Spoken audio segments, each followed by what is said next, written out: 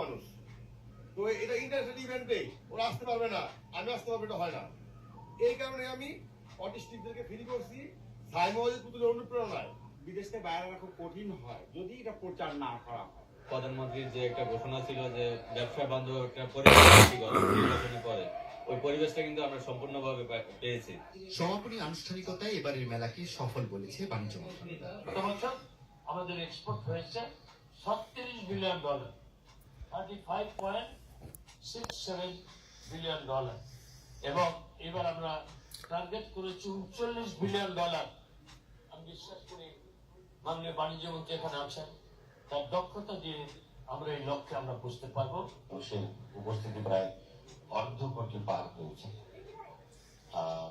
কাঁচা কেনাও ভালো হয়েছে, বিদেশের রপ্তানি অর্ডারও পেয়েছে প্রায় 200 কোটি টাকার কাছাকাছি। রপ্তানি উন্নয়ন ব্যুরোর সমাপনী অনুষ্ঠানে বিভিন্ন ক্যাটাগরিতে ব্যবসায়ীদের পুরস্কার দিয়েছে বাণিজ্য মন্ত্রণালয়। Shoumik Ahmed, channel I, Dhaka.